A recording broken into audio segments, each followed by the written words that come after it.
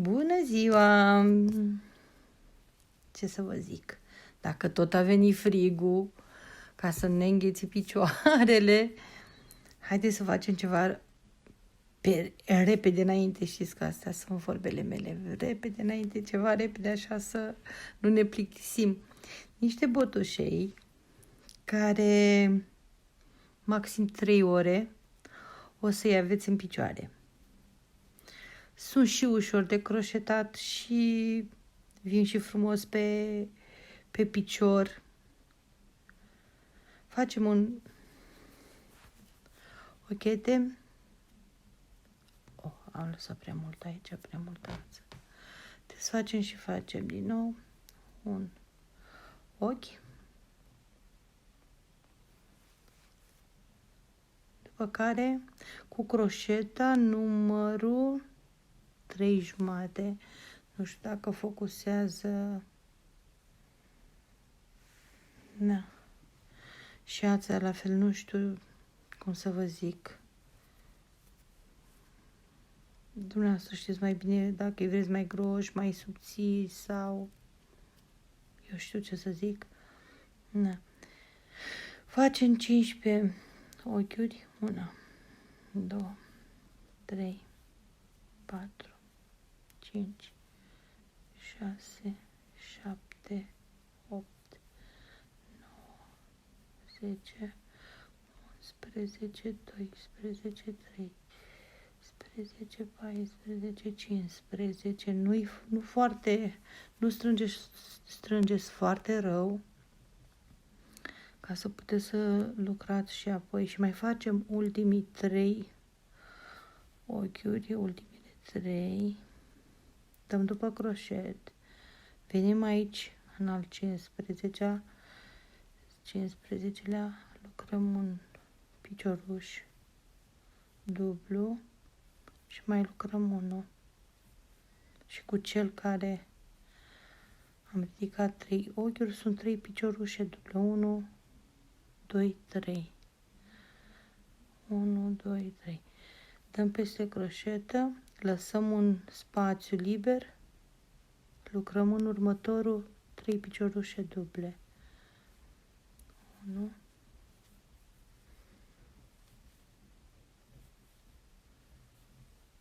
2,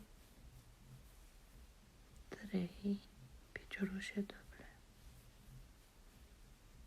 Chiar dacă este mai lărguț așa, nu este nicio problemă, pentru că o să se aranjeze după aceea lucru. Dăm peste croșet, lăsăm un spațiu liber, lucrăm în următorul, iar 3 piciorușe duble. 1, 2,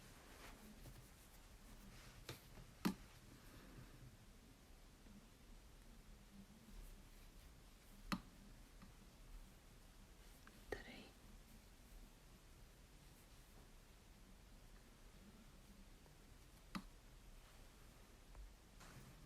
Am uitat să vă arăt la început cum arată. Este pentru o fetiță de 9 anișori, numărul 35. Uitați-l. Asta l-am făcut mai devreme. Încă nu este terminat, trebuie doar să-l închid, dar am zis să-l încep pe altul ca să lucrez cu dumneavoastră, să vedeți cum se fac. Și exact cum v-am zis și am început la început, eu am terminat, trebuie să vă iese 7 grupuri de câte 3 piciorușe, 1, 2, 3, 4, 5, nu, 8 am greșit, mă scuzați, 8 piciorușe, lucrăm 3 ochiuri și întoarcem lucru.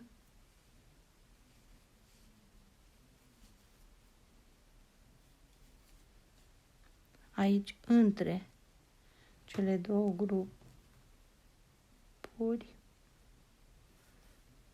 lucrăm 3 piciorușe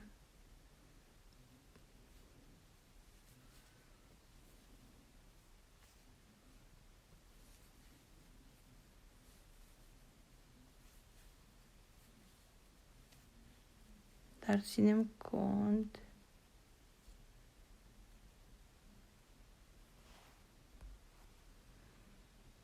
cum am zis, ținem cont de cele 3 ochiuri ridicate, îl numărăm ca un picioruș, mai facem 2 și avem 3 picioruși pe 3 picioruși. Mergem mai departe între următoarele 2 și facem 3 piciorușe duble.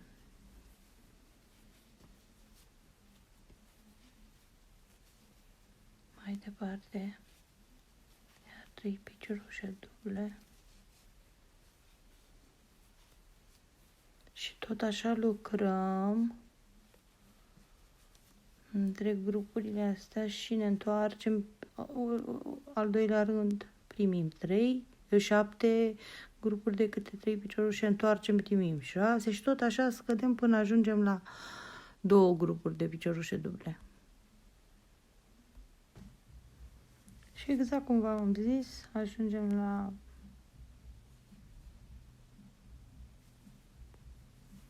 stați puțin că nu știu dacă am făcut bine aici. Parcă scapă ceva, dar nu este ok. Mergeți în scădere până ajungeți la 2 grupe, uitați exact ca la mine, 2 grupe câte 3 piciorușe duble.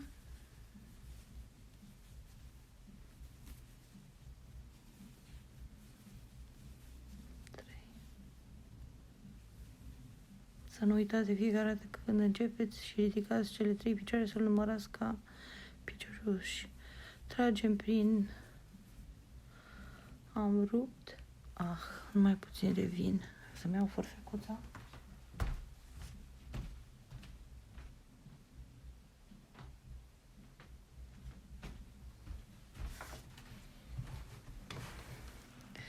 Întrerupem. Și uitați, așa trebuie să iese. Nu contează pentru ce număr, ce mărime, pardon. Chestia e că mărimea va sta în următoarea fază și o să vă arăt imediat.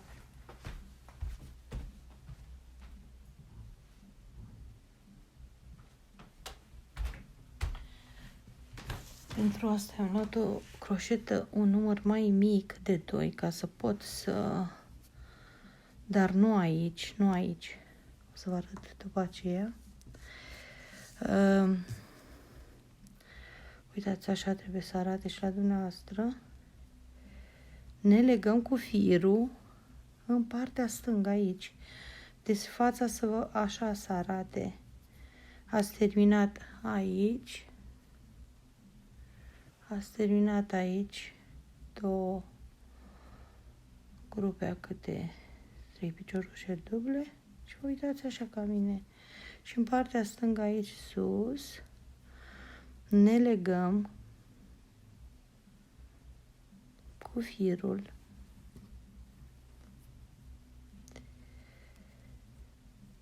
Și aici e secretul, ca să știți cât de mare îl vreți, mărimea.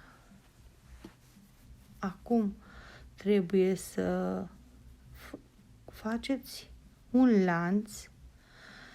Deci vine la baza piciorului aici în față, aici și vine botul și vă duceți aproape cu el, cu partea asta, până la încheietura piciorului. Lucrați acest lanț atât de lung cât măsurați la dumneavoastră, cât să dea ocol piciorului. Atât de mare îl faceți. Ajungeți și uniți.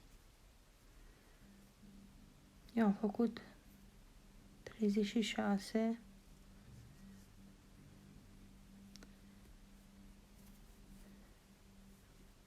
Și lucrăm 3 ochiuri. 3. Aici vă spuneam să vă ajutați de o croșetă mai subțire ca să puteți să treceți mai ușor prin lanțul făcut anterior. și lucrăm de jur împrejur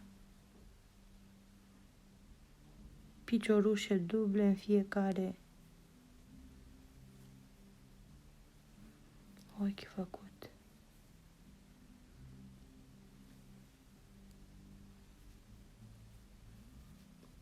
Lucrați puțin mai larg, vă dați seama, fiind croșeta mai subțire, tindeți să strângeți lucru.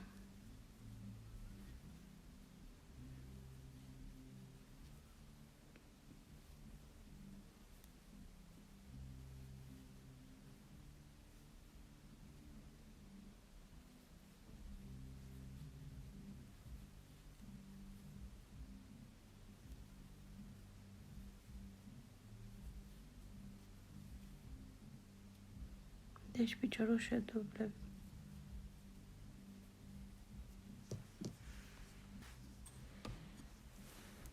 Uitați. Așa trebuie să arate. Ați dat o colație, ajuns aici, ați terminat. Mergem mai departe. Tot cu piciorușe duble.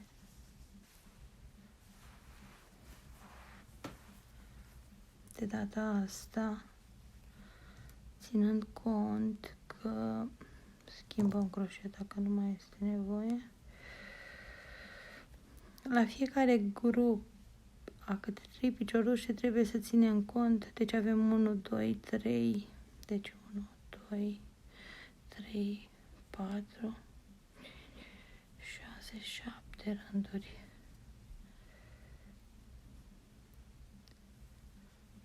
În așa fel, la fiecare rând, câte 3 piciorușe. Deci, fiți atenți cum faceți. Deci, la fiecare rând, croșetăm 3 piciorușe duble.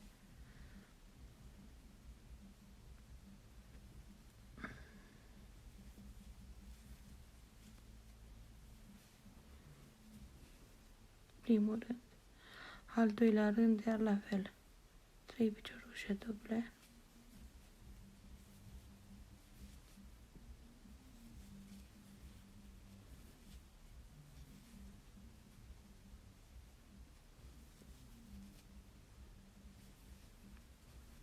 Chiar dacă băgați în aceeași gaură de dor, nu contează.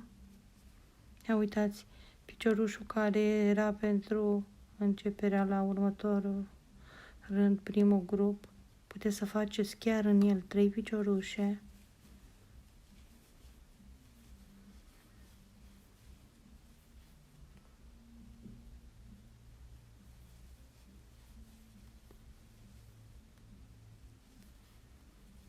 Mergem mai departe.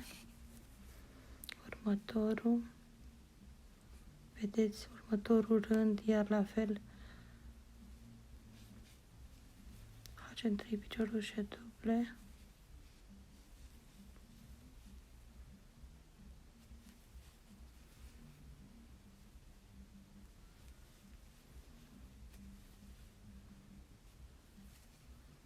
Iar următorul rând, 3 piciorușe duble.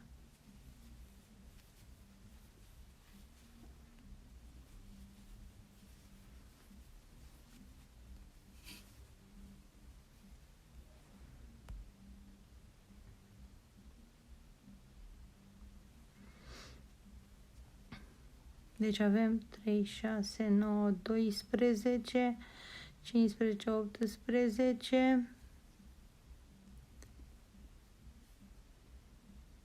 21, având 1, 2, 3, 4, 5, 6, 7 rânduri, a câte 3 piciorușe pe fiecare, sunt 21 de piciorușe duble. Am ajuns în cap unde aici, la cele două, ultimele două grupe, facem și aici 3 piciorușe duble.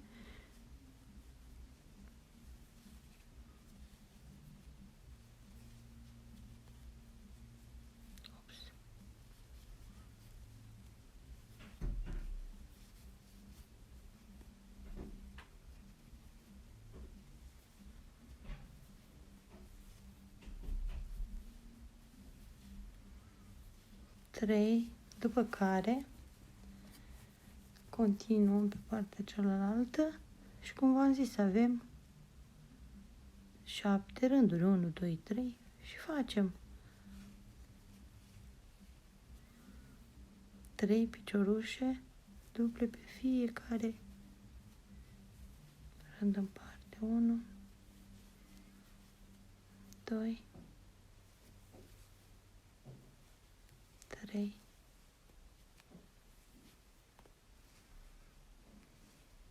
1. Următorul rând este în acest ochet. 1, 2, 3. Și tot așa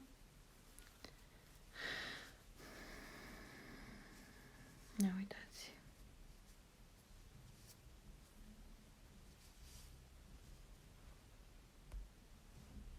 Am ajuns aici, unim printr-un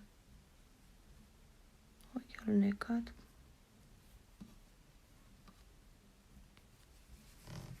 Și uitați. Așa trebuie să arate. Facem 3 ochiuri. Și mai lucrăm 2 rânduri cu picioruș dublu. La fiecare picioruș dublu.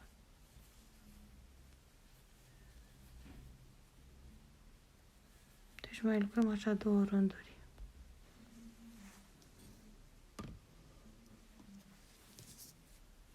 Am terminat cele 3 rânduri deja. Pătoșelul a început să prindă formă. L-am început pe al 4-lea rând. Exact la fel. Mai facem încă 3 rânduri cu piciorușe duble, numai că diferența o face acea scădere, ajungând aici la călcâi și aici la botoșelului.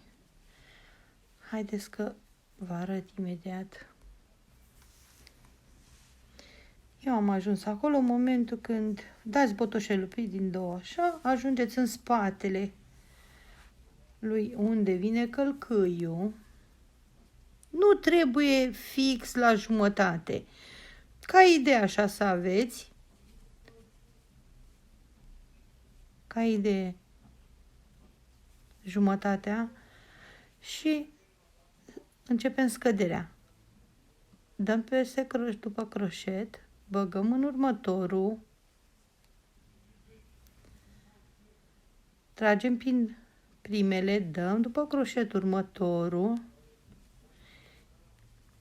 iar tragem prin primele și mai facem în urmă. Deci 3 rânduri la rând, am obținut 4, tragem prin toate și am obținut scăderea. Ați înțeles cum? Dați după croșet, băgați, faceți un picioruș neterminat, dublu neterminat sau... Cred că azi, uitați, desfac și mai fac o dată ca să înțelegeți. Dăm după croșet, băgăm, scoatem, tragem prin primele 2, nu terminăm piciorușul, dăm după croșet următorul al 2-lea picioruș, iar la fel neterminat, tragem prin primele, dăm iar după croșet, în al 3-lea spațiu, tragem prin primele 2 și am obținut 4 cocleți, 4, da. Tragem prin toți 4 și am obținut scăderea. Ne vedem la vârful botoșelului. Așa faceți până la sfârșit normal. Faceți piciorușe duble normale. Scăderea se va face doar la călcâi și la vârful botoșelului. După cum vedeți, am ajuns și vârful botoșului. Trămață după deget. Și facem la fel scăderea care am făcut-o și la călcăi. Tot așa, uitați. Dăm pe 2 și prin 2. Da. Am ajuns în vârful lui aici. Facem scăderea. Același lucru. Băgăm primul spațiu. Nu-l terminăm. Dăm peste croșet următorul.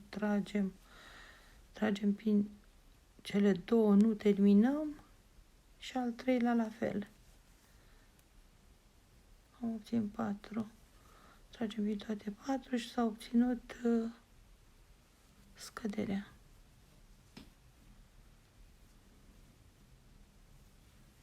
Mergem mai departe cu piciorușe duble. Ca și până acum. Mai facem, terminăm acest rând și mai facem 2 rânduri. 2 rânduri mai facem cu scăderi. Deci în total 3 rânduri cu scăderi.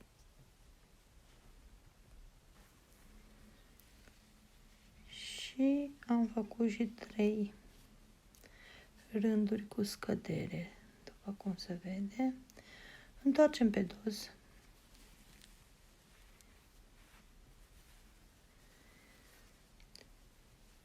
Și încheiem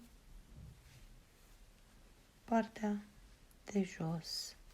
Dumneavoastră acum rămâne la alegerea fiecăruia. Ori închideți cu acul și ață, ori cu o croșetă de număr mai mic, cum o să fac eu de data asta, și închideți cum vreți și cum doriți. Eu optez eu de data asta o să închid așa, trăgând, uitați așa.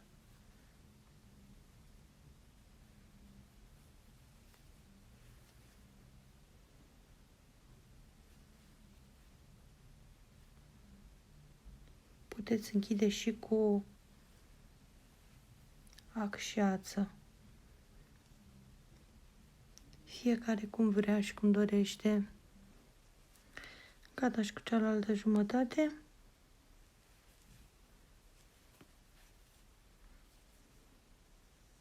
Nu știu, mie mi se pare mult mai simplu procedura asta de a termina tot cu croșeta, de a încheia. Tragem, tăiem, încercăm să ascundem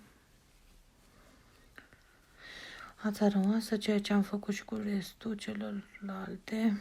Tot așa tragem printr-un ochi, tragem următorul, iar următorul cât mai bine, ca să nu riscăm să ni se desfacă ce am lucrat, că e păcat.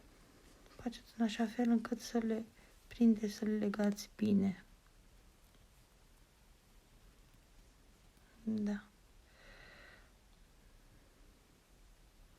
Bine, nu cred că mai merge. Încă o dată nu mai merge. Tăiem. E suficient oricum. Și uitați.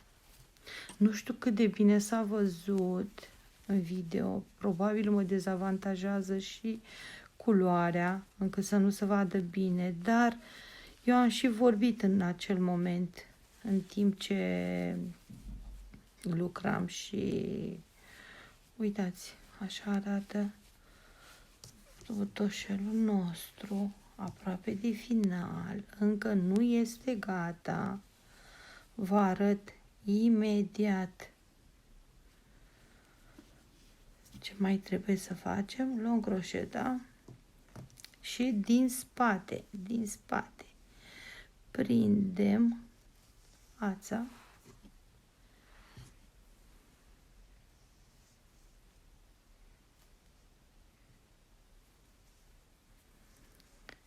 și vom face un ochi. Iar în continuare, la fiecare după cum se vede aici, la fiecare picioruș în parte vom face un picioruș simplu. Nu mai dăm peste croșetă, doar picioruș simplu. Uitați. La fiecare picioruș în parte, așa ceva vom face.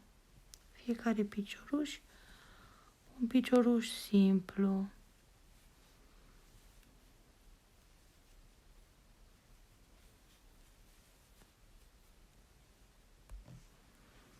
Iar aici, pe partea din față, am ajuns aici, piciorușul ăsta.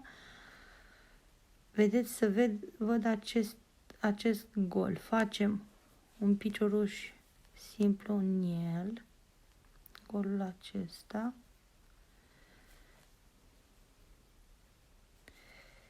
Iar aici, în această grupă de 3 piciorușe, la mijloc aici facem un alt picioruș, simplu. Între grupe mai facem un picioruș simplu. Deasupra grupei facem un picioruș simplu. Între facem un picioruș simplu.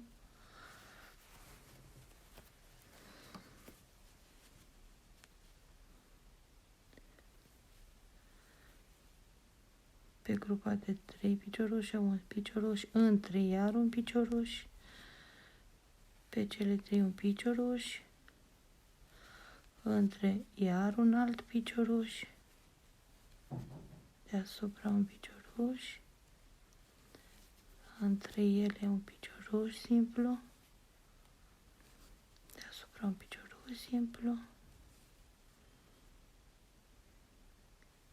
aici un picioruș simplu și tot așa continuați până ajungeți de unde ați plecat. Am ajuns la cap, de unde am plecat, și unim printr-un picioruș alunecat. Facem 2 ochiuri de lanț și continuăm cu dublu picioruș neterminat. Deci dăm peste croșet, tragem prin toate 3. Nu neterminat, mă scuzați, dublu picioruș. Ia uitați, nici nu știu exact cum să vă zic, dar cred că înseamnă neterminat, exact cum am zis mai înainte.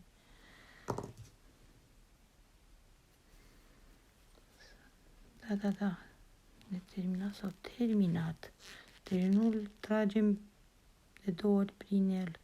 O singură dată dăm peste croșet, tragem prin toate 3. Cred că m-a făcut înțeleasă. Eu nu sunt o profesionistă, eu sunt un om de rând și bine că și profesioniști tot oameni de rând și asta, dar vreau să zic că eu sunt un simplu om o simplă femeie care fac fel și fel de lucruri care nu vreau să dau banii pe ele și mi se par utile și de ce să mă duc să dau un ban pe o pereche de botoșei care să-i port prin casă, eu, copiii mei și așa mai departe, apropiații, când nu mi se pare foarte greu să mi-l croșetez singură. Dați seama, și eu am luat de la altcineva modelul, mi s-a părut atât de simplu și atât de ușor. Și eu îl dau și eu la rândul meu mai departe. Uitați, așa faceți până terminați tot rândul. Am ajuns de unde am început, de unde am plecat. Facem un ochi de lanț. Și ultimul rând îl facem mersul racului, adică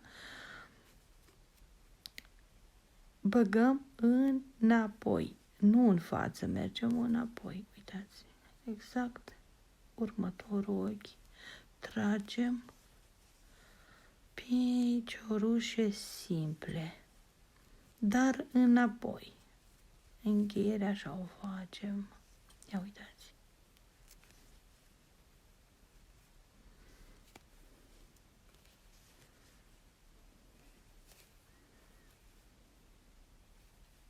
Uite așa frumos vine. E puțin mai greuț, dar e frumos.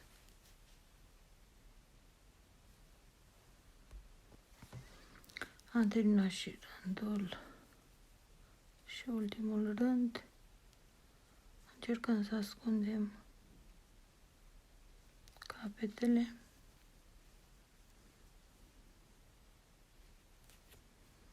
Și între timp, vă rog din suflet să vă abonați la canalul meu, să-mi dați like-uri, comentarii dacă v-a plăcut. Ce să vă mai zic, să încercați să-i faceți, sunt foarte ușori, foarte ușor de făcut, foarte ușor. Și încercați așa să încercați să ascundeți ățășoarele, să dea frumos și, bineînțeles, pentru siguranță, cum am mai zis mai înainte, să nu se destrame toată munca care ați depus-o.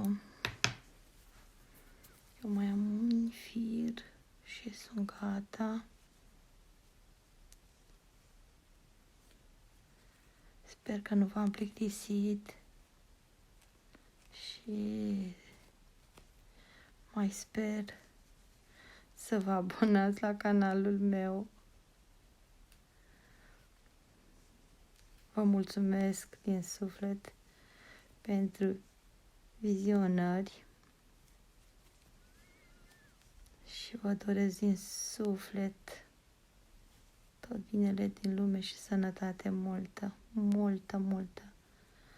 că este nevoie de ea. Fără ea nu putem face nimic. Și am ajuns la final. Și uitați potoșelul nostru cum arată. V-am mai zis și mai înainte, sper din suflet să vadă cât de cât, să nu mă fi dezavantajat culoarea. Dar atât de repede și atât de ușor și atât de spornic și așa de, cum să vă zic, nu știu. Mai ales noi ca femei stând acasă, vine iarna, frig. Na. În 3 ore, frate, ați terminat perechea. 3 ore care o pereche o puteți face și între timp, în timp ce faceți prin casă, de ale gospodăriei, de ale o mâncare una alta, într-o zi ați ieșit și cu o perechiuță de botoșei. Vă pup și vă doresc numai bine. La revedere!